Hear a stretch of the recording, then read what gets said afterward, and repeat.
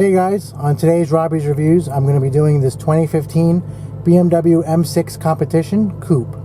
This is actually one of 23 competition coupes in the world that has a 6-speed manual transmission. So it is quite literally a unicorn of a car. Now I want to thank my friend Ralph, who recently got the car, for allowing me to take it for the day and review it and show you guys what it's like to drive. Let's go check it out. Alright guys, here she is, the 2015 BMW M6 Competition Coupe with a 6-speed manual transmission. This example was finished in Alpine white with the large 20-inch wheels with the blue brake calipers. It has the steel brakes, not the carbon ceramics. I actually prefer the steels, especially when driving on the street. As you can see, this car is lowered with lowering springs and has spacers as well. It has very, very nice aggressive fitment. Doesn't rub at all.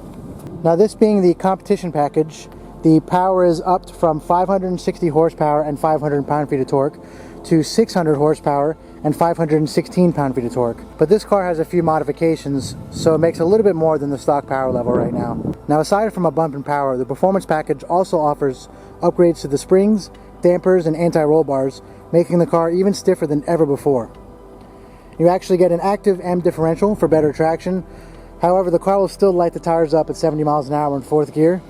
It feels faster than ever before, and things like the carbon fiber roof, sport exhaust, the black exhaust tips, all of that comes standard on the M6 Competition. Instead of a sunroof, you actually have that nice full carbon fiber roof with the air channel going through it.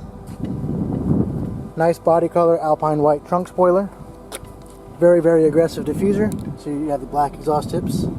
So as of the 2020 model year, the M6 is actually out of production. It has been replaced by the M8 Competition, the M8 Grand Coupe, and the M8 Convertible. However, the M8 will not be offered with a manual transmission, so this car is really the last of a dying breed. Kidney grills are still regular sized. It has those nice aggressive LED headlights, very wide openings for the air, for those intercoolers. And we'll get a look at that 4.4 liter twin turbo V8 in a little bit. And as you can see, this is a very fully loaded car. It has everything. Heads up display, the connected drive with the lane keep assist, surround view camera, the blind spot monitor there on the pillar for the mirror, all around parking sensors, the upgraded Bang & Olufsen audio system, which sounds incredible. You have the full Alcantara headliner that actually extends down to the B-pillars and the trunk shelf here. So right now, let's get a look at that 4.4 liter twin turbo V8.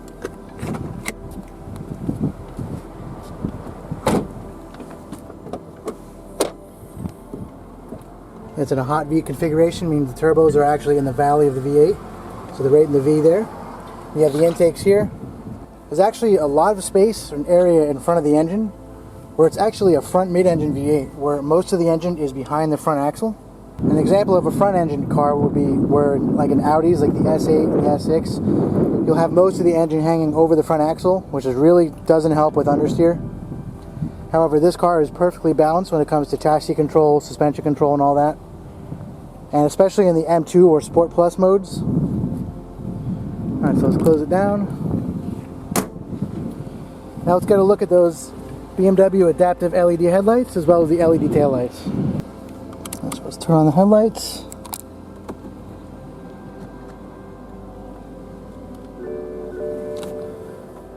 Actually, we'll put on the hazard lights too. There we go.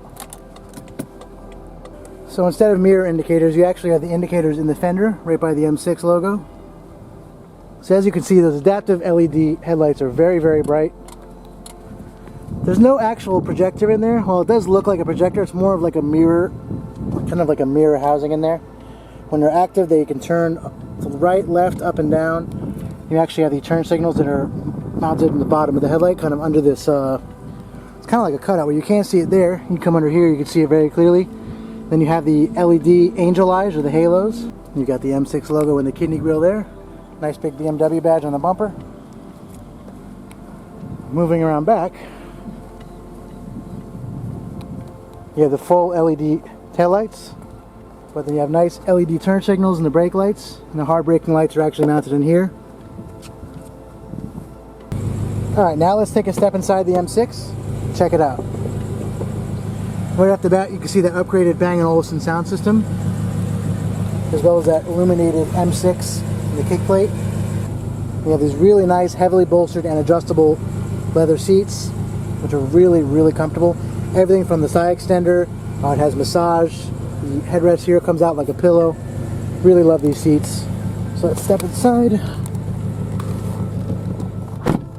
And right away, you just notice that it's the M6 and the M5 and even, you know, the 7 Series and everything have always been about luxury and performance melded together.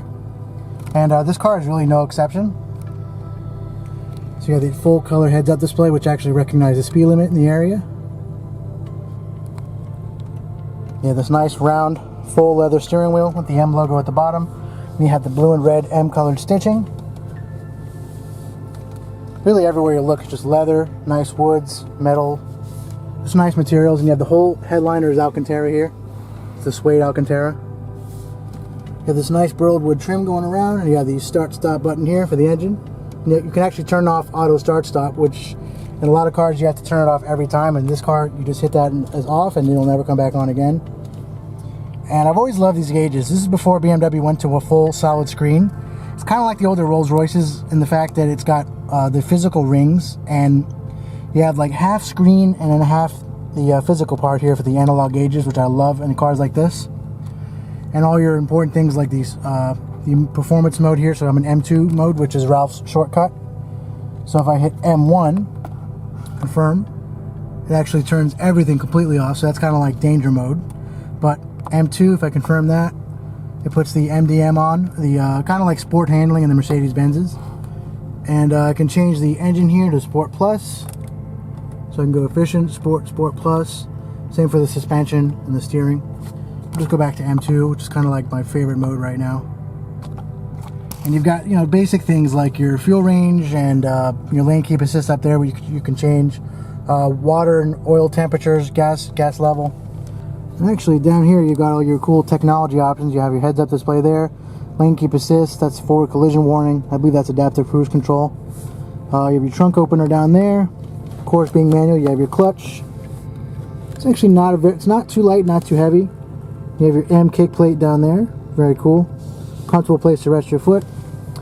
And now we get to the party trick or feature or the special option this car has, is the 6-speed manual transmission. Now instead, it doesn't have the 7-speed dual clutch, it is a 6-speed manual. And it's shared with the F10 M5, and I believe it is the same transmission that's in the F80 M3. This might be a more beefed up version because of the added torque and all that, but nonetheless it is manual, and it is amazing. And it's a short throw. It feels very good when you're driving. I mean, it does actually. It's funny when you're in gear. So in gear here, when you start going, it'll like make suggestions to tell you what gear to go in. So if you're in second, it'll make a suggestion to go into fourth, or if you're in fourth, it'll make a suggestion to go into fifth, and it'll do the same thing for downshifting. And here you can see the surround view camera, very high definition, with the front and rear parking sensors on. Just hit the iDrive controller here, and it goes into reverse. Got the reverse camera. Hit it again, it goes back into the 360 view. So right now, put it in neutral. And being a luxury car, it does have everything you'd expect a luxury car to have. So, other than the premium Bang & Olufsen radio, which actually if you turn off, the center channel lowers into the dashboard, which I just love, the attention to detail. Turn the radio on again and it comes out. You've got your heated and cooled seats, which I love. You can do heat and cooled at the same time. But on a warm day like this, we'll do the cooled. I'm actually going to turn off because those fans are kind of loud. And really just basic things. You have the camera settings, electronic parking brake, all your options for media and navigation. Pretty good size center console. You have your glove box here, nice size. And it's really just a comfortable, intimate place to be. The leather in the dashboard kind of like envelops you. You're very wrapped up in this car. It's not a lot of open spaces. The center console very much hugs you right here. And you have a pretty usable back seat. It's not as small as a 911. It's about the size maybe of a C63 or something. Maybe an E-Class Cabriolet, but really wouldn't want to put anybody back there. And as far as the iDrive here, so you have your menu. Frontal collision warning on, so that's all the features. That's the lane departure warning. If you go back, so you have your connected drive, roadside assistance and all that. You have your navigation.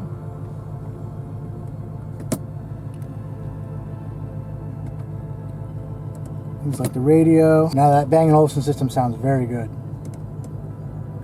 You can go back and go things like the vehicle info. And one of my personal favorite screens is the sport displays, which shows you the real-time readout of the power and the torque.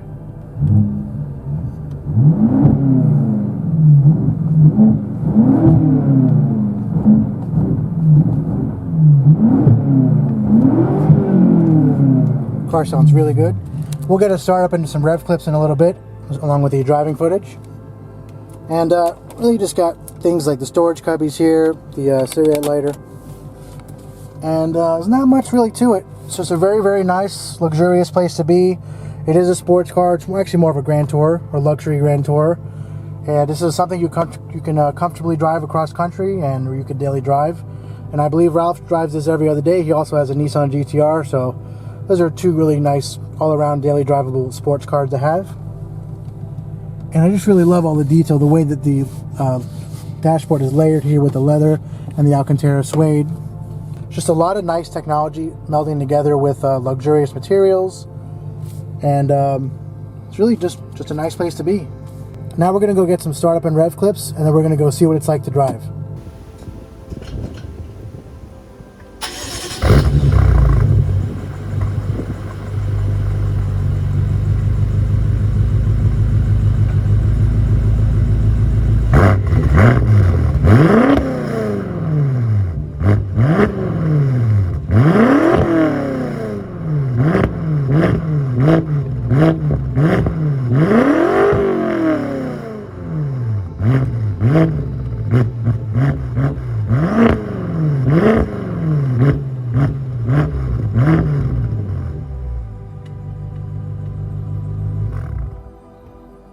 Right now we're taking the 2015 BMW M6 Competition Coupe out, and as you can see, it is a 6-speed manual.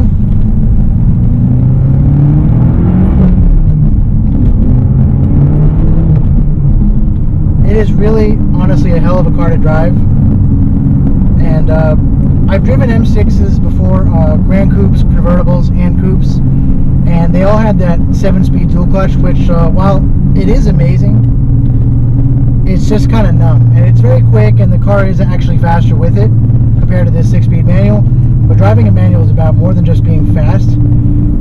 It's about feeling connected to the car, and for a big car like this, and it's not a light car, I think it's a little over 4,000 pounds, and with all the power that it makes and just all the luxury amenities it has, having an analog feature like this, the 6-speed manual, is just nice to have. It makes you feel more connected to the car, more connected to the road, and it's a very intuitive 6-speed. While it obviously doesn't auto upshift and downshift like the dual clutch does, it does tell you when to go into the next gear or when you should downshift. You don't have to, it's just it advising you on what it thinks you should be doing as far as shifting the gears. So right now, once I'm going to go into the 6, I'm just cruising on this road.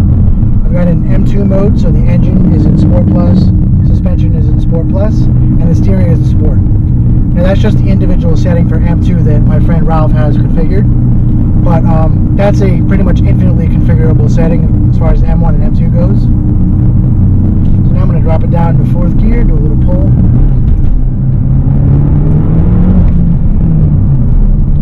And the car is very, very tail happy, especially with the upgraded power that the competition package gives you.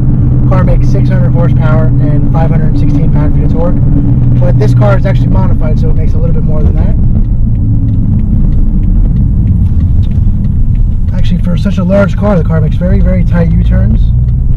Now we're starting off in 2nd gear.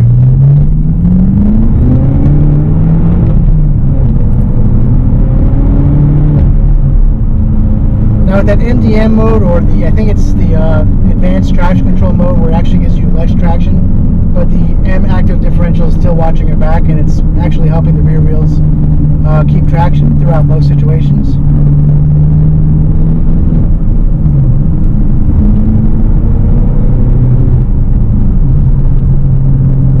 It's really just an amazing car to drive. And this car is lowered with the spacer, so it rides great. It works works with the adaptive M dampers and the anti-roll bars. There's no body roll at all. The steering is precise. You always know where the nose of the car is pointing and what the front wheels are doing. It's just a joy to drive. And everything, like the lane keep assist is working, and so it's a perfect mix of analog technology with modern day, advanced driving assistance features like the adaptive cruise control, lane keep assist, a forward collision warning, stuff like that, lane departure warning.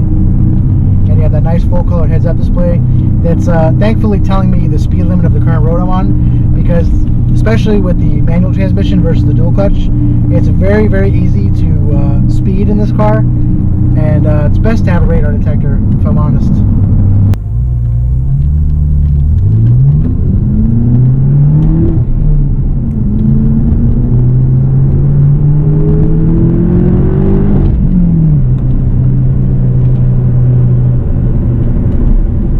This car just pulls like a freight train. The entire torque curve, I believe, is like 1800 to 5600 RPMs, something crazy like that. And definitely shows, because in fourth gear, the car wants to blow the tires off. So definitely won't be doing that. But this is a nice windy, curvy road that's fun to test cars on.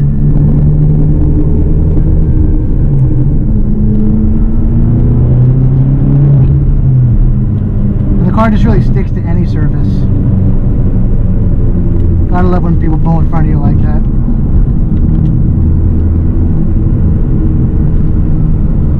Now, it would normally be very stiff thanks to those upgraded dampers and anti-roll bars and springs. However, with the lowering springs in this car with the spacers, the center of gravity is lower, its footprint is wider, and it's just really a joy to drive.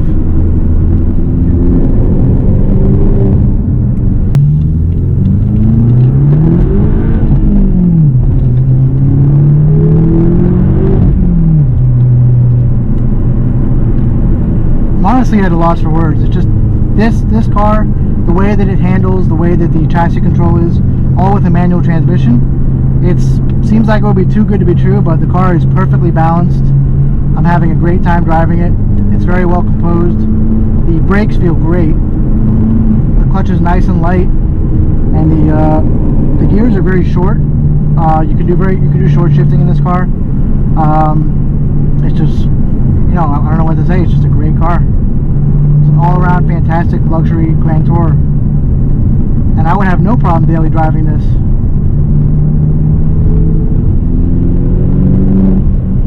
Alright guys, well that should do it for this review of the 6-speed manual 2015 BMW M6 Competition Coupe. Now I just want to thank my friend Ralph, who's lent me his baby for the day and allowed me to drive it and review it and show you guys what it's all about. See you next time.